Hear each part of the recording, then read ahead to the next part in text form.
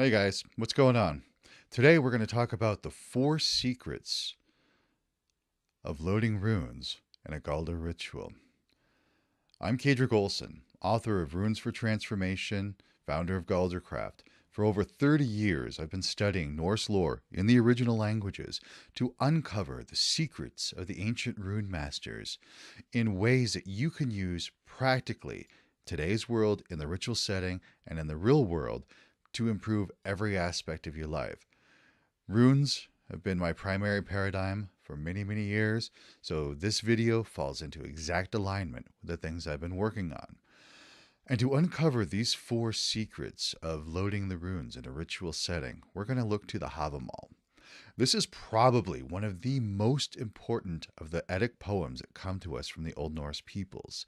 In it, we find great wisdom for the world about how to treat each other, about how to live an honorable life, about the things that are most important in the world to us.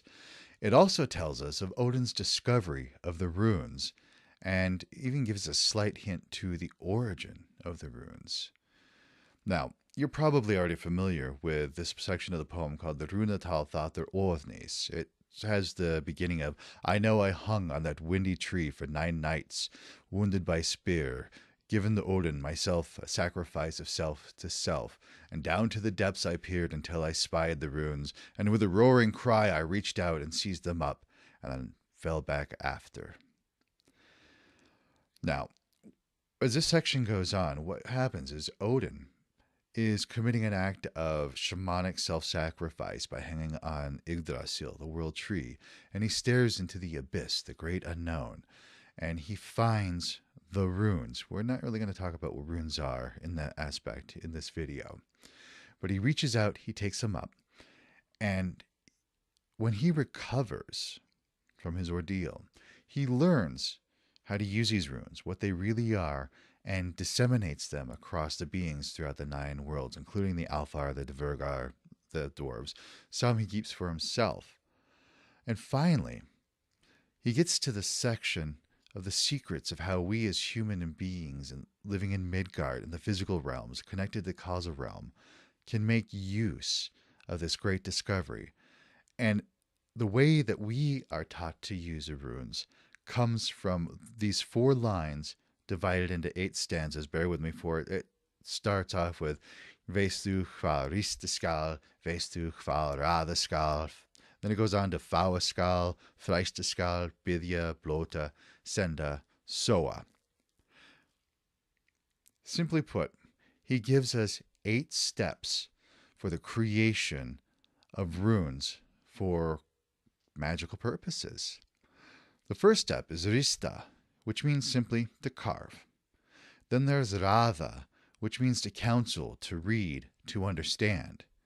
Then there's Fawa, which means to color, to stain the runes, and Freista, which is to test or to prove the runes. Then we have Bidya, which is to bid, to call, to ask, and Blota, which is to offer, to give. Senda, just like it sounds, you send, you project. And Soa is to sleep, is to bring it to an end. And believe it or not, these are actually 8 steps of ritual for creating runes in the ritual process and bringing the runes to life. Now, the first 4 steps involve the creation of what's called a taufer. It's like a runic amulet, or a galdr, which is a wand infused with runic energies, or any other such physical object that we carve runes with intention into. I want to save those first 4 steps for another presentation. For now, we're just going to look at the last 4, which gives us the secrets of using energy working with the runes. And all of this comes to use in a ritual setting. First and foremost, you do need to become proficient at setting sacred space. There are many different ways of doing this. A lot of Norse people like to do the hammer rite. They can do some rune workings if you're not Norse, calling quarters. There are other ways of setting sacred space. Ultimately, you just need to find your own way that you happy are doing of setting sacred space around you. Then you can begin using this process.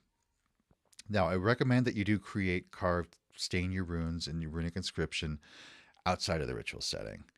You need to know the intention, the deity you call, all that sort of thing. These are important things to look up: what runes you're going to use, what their intentions are, and maybe deities associated with it. This is where Bidya comes in. Remember, Bidya means to bid. And in the Bidya stage of ritual, you call upon the presence of the deity that will cooperate with you to bring about your intention. So, like if you're doing runes to get a college degree, you might want to call on Odin for wisdom and counsel and learning and teaching. Or maybe you call on Tyr for the discipline and the devotion of the practice. That's Bidya, calling in deity. You bid a deity, ask for assistance. Next is Blota.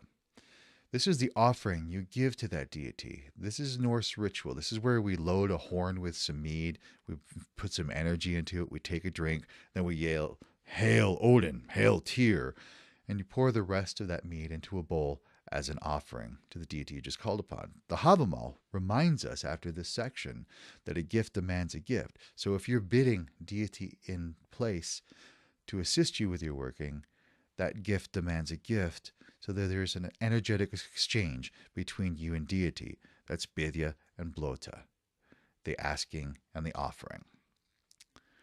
Now, we come to the Senda phase. This is where you're holding your tau for your galdr or other such runic carving. Using breath and sound, you push energy into those runes.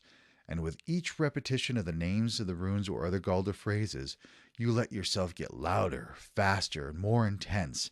And this is the heart of galdr magic or rune magic through the singing of runes. It's very, very traditional to load runes with power, with might, using song, using poetry, using sound. And that's what Senda is all about. You are sending your energy, your intention through breath, through sound, through intensity into the carved runes. That's Senda. And finally, you need to learn to separate from the energies that you've just put into those runes, all of the energies that you've built up, and you need to be able to prepare to return to the real world out of the ritual setting. And of course, you give deity gratitude for their coming into the ritual and helping you out. And that's the final stage of Soa. And one little note on this is I don't recommend grounding out of the energy that you've built up in a rune ritual. Rather, you draw the remainder of that energy into your being. You let it become a part of who you are becoming.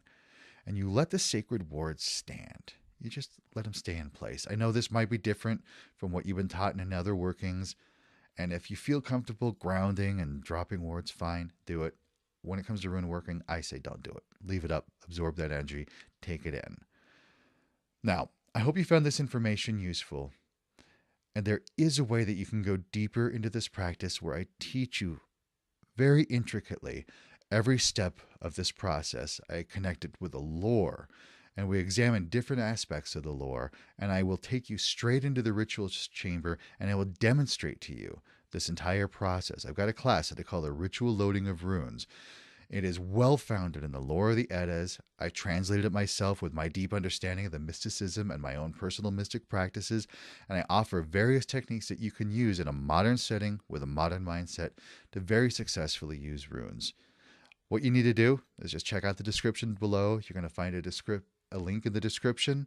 Click on that link. It will take you to a page with a company called Ritual Craft that I have uploaded this video class for you to take. And I'd love you to experiment with it. Take the class, try it out, make a few Taufer, bring it into ritual setting, try it out. Leave me a comment. Let me know how that works out for you. Also, if you want to know more about runes, loading runes, what runes you can use for certain things, let me know in the comments. I look forward to connecting with you more. Hail, and thank you.